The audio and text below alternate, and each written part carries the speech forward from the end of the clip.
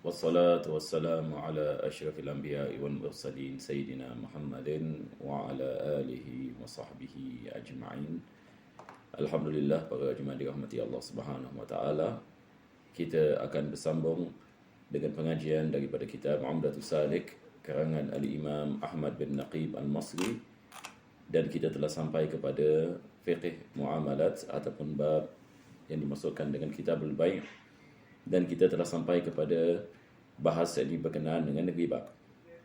Dan apa yang kita membicarakan pada pengajian kita yang lepas, setelah beberapa minggu kita tidak ada pengajian, adalah berkenaan dengan kalau sekiranya kita melakukan penukaran di antara emas dengan emas, ataupun perak dengan perak, ataupun makanan dengan makanan, tak kira sama ada makanan dalam segi buah-buahan ataupun makanan pokok dan sebagainya. Maka kita dalam mazhab Imam Syafi'i, illah bagi makanan ada bagi beras, bagi gandum dan juga bagi bali yang disebutkan dalam hadis Nabi sallallahu alaihi wasallam, illahnya adalah at-ta'am.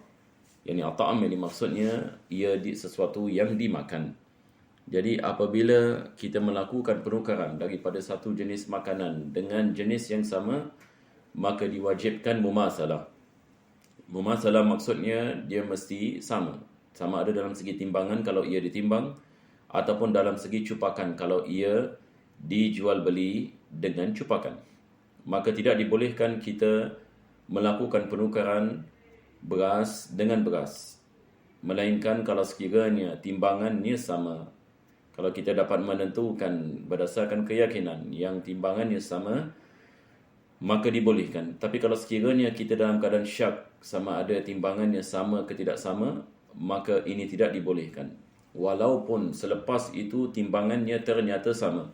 Ini juga disebutkan oleh penulis. Sebab dalam keadaan kita melakukan penukaran, kita tidak pasti, maka ini diharamkan kita melakukan penukaran berdasarkan ini kepada syak, yang mana kita tidak mengetahui sama ada persamaan ataupun tidak ada persamaan. Begitu juga penulis membicarakan tentang kalau sekiranya kita melakukan penukaran di antara kurma yang basah dengan kurma yang kering, tidak dibolehkan. Sebab kurma yang basah ini kita tidak dapat menentukan berapa banyak air yang ada. Jadi apabila kita melakukan timbangan ataupun penukaran dengan kurma yang kering, kita tidak akan mencapai kesamaannya. Kita tidak dapat mencapai kesamaannya. Ini adalah perkara yang hampir mustahil untuk kita mendapatinya.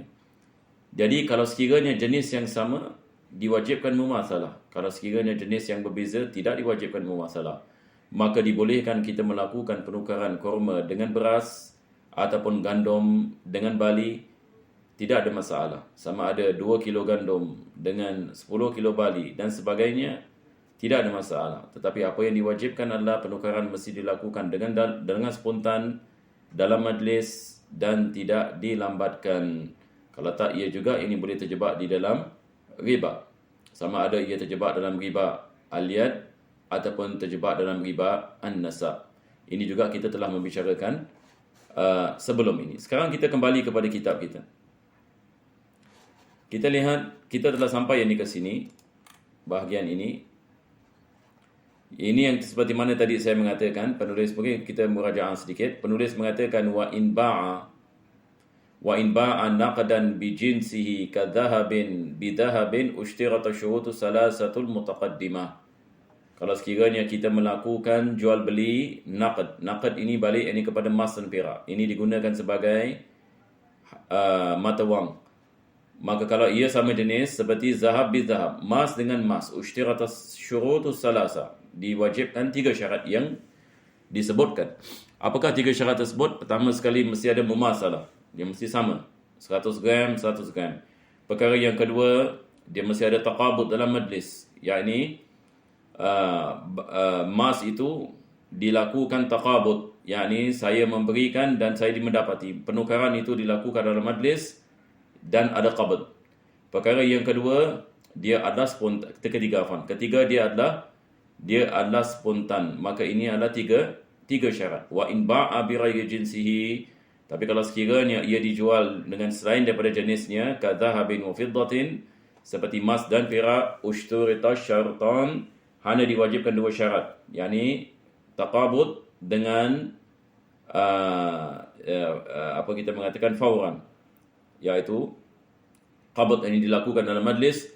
Perkara yang kedua adalah ia dilakukan dengan spontan, dengan spontan. Wajazat tafadul, tapi dibolehkan tafadul. Tafadul ini maksudnya berlebih, yakni 2 kilo emas dengan 1 kilo perak, tidak ada masalah. Ini tafadul dibolehkan sebab jenis yang berbeza. Wa in ba'a mat'uman binaqdin sahha mutlaqan. Ini adalah perkara yang sangat penting bagi mereka yang mengikuti pengajian ini. Perlu underline ini masalah ini sebab ia boleh menyebabkan kekeliruan kalau orang tidak faham ini perkara ini. Apakah penulis mengatakan?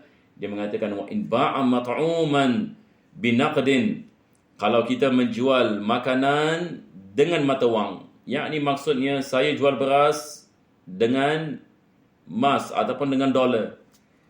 Beras basmati 10 kilo saya jual $20. Saya jual $20. Maka di sini kita mengatakan tidak ada masalah. Tidak ada masalah. Tidak diwajibkan saya meraihkan 3 syarat tadi. Kenapa? Sebab saya menggunakan mata wang. Maka ini adalah pengecualian. Kalau saya menggunakan mata wang, ketiga-tiga syarat tadi, tafadul, taqabud, dengan apa kita mengatakan fauran, ini tidak menjadi wajib. Maka di sini penulis mengatakan sahha mutlaqan.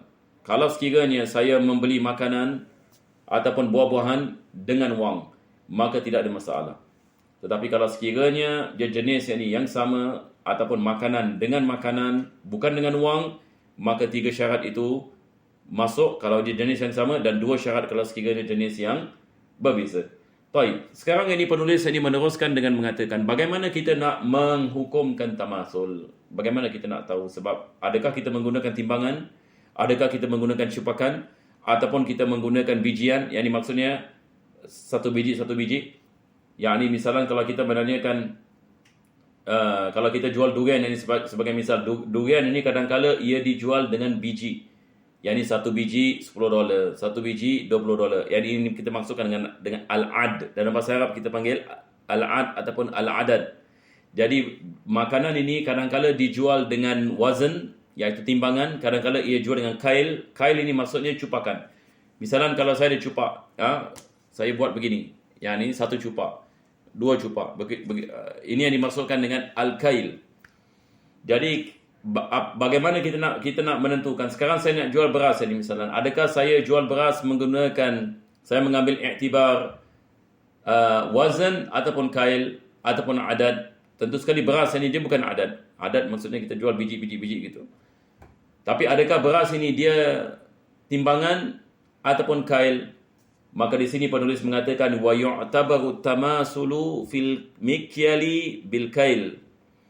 Jadi kalau sekiranya sesuatu benda itu digunakan cupakan, maka tamasul ini balik kepada cupakan, yakni 1 cupakan dengan 1 cupakan. Dia tidak boleh lebih dan tak boleh kurang daripada 1 cupakan. Sebab kita mengambil cupakan sebagai kita punya kayu ukur. Taib. Bagaimana kita dapat menentukan sama ada ini cupakan ke timbangan? Ini balik kepada zaman Nabi SAW. Ini saya rasa sebelum ini kita telah membicarakan. Ini akan disebut nanti, afwan ya. Tapi ala kulli hal, minta maaf ya, saya dah habis ini, afwan. Saya terlepas pandang. Ini semua saya dah bahaskan. Saya minta maaf ya, saya tak scroll tadi. Okey, jadi saya rasa tidak ada masalah. Semuanya tidak ada masalah sebab sini semua sudah dibahaskan. Lihat ni kepada video sebelumnya. Sudah kita membicarakan ini. Sekarang kita akan masuk di sini ya. Pengajian kita pada hari ini, penulis ini beliau mengatakan di sini, wa innama tu'tabarul mumasalatu halatal kamal. Jadi dia syarahkan lagi. Penulis ini dia membahaskan. Dia mengatakan bagaimana kita nak mengambil iktibar mumasalah, yakni persamaan.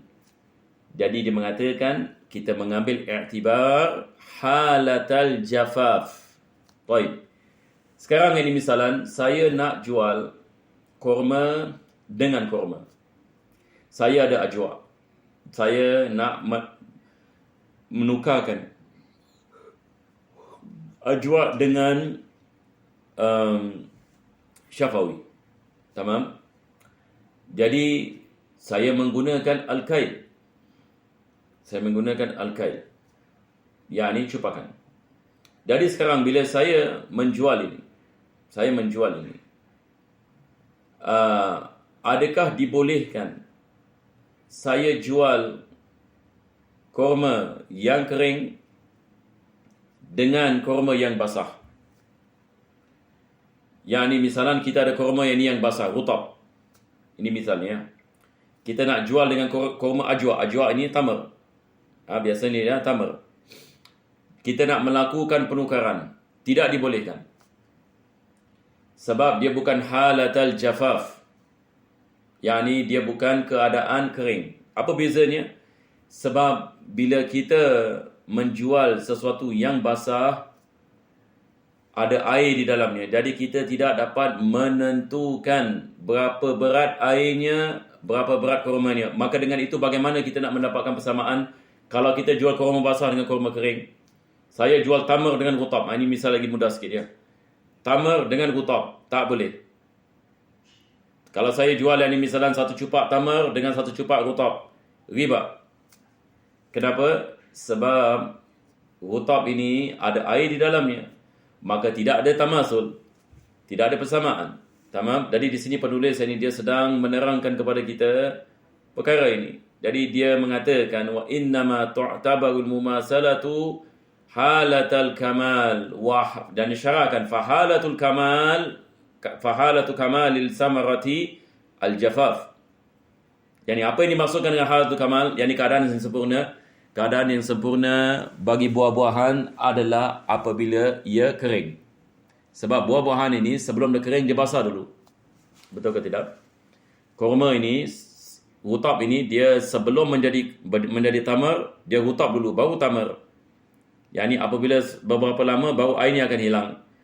Jadi halatul kamal, yani keadaan sempurna bagi buah-buahan al-jafaf. Yani apabila ia kering. Sama juga dengan anggur. Kita tidak boleh jual anggur dengan anggur, riba. Walaupun timbangan yang sama. Anggur dengan anggur. 10 kilo, 10 kilo. Tamasul ke tidak tamasul? Tidak tamasul. Walaupun timbangan sama. Walaupun cupakan sama. Kenapa? Sebab dia basah.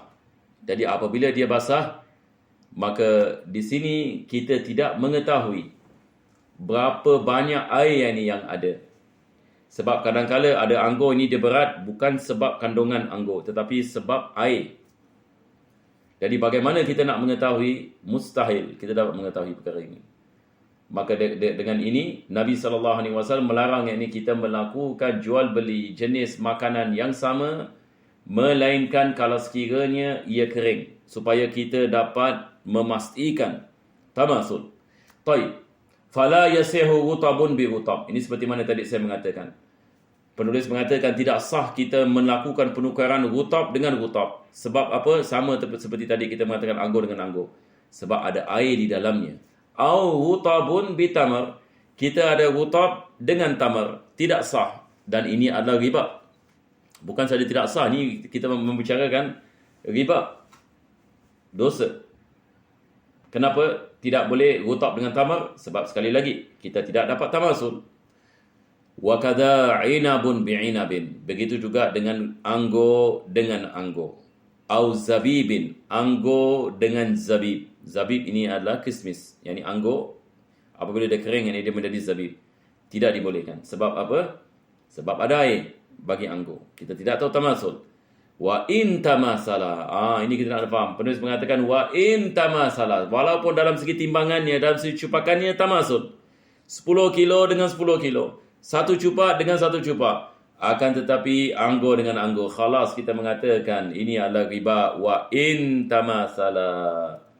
Wa in tamasala. Yani sebab hakikatnya tidak ada tamasul. Sebab di sini kita mengatakan kandungan air tidak diketahui. Taib. Fa'il lam yaji minhu tamrun wala zabibun lam yasiha bai'u ba'dihi bi ba'din. Yani dia menekankan makna ini. Kalau sekiranya yakni seseorang itu dia melakukan jualan sebahagian sebahagian daripada kurma yang kering, sebahagian yang basah, dengan sebahagian yang kurma yang kering dan basah, maka ini tidak sah. Ini tidak sah. Dan begitu juga dengan yang ini anggur. Jadi jalan keluar baginya adalah kalau sekiranya kedua-duanya adalah kering. Kalau sekiranya dia bercampuran, maka ia tidak sah. Wala yuba'u daqiqun bidaqiqin wala biburin. Begitu juga tidak dijual daqiq dengan daqiq. Daqiq ini dia adalah yang halus, gandum yang halus.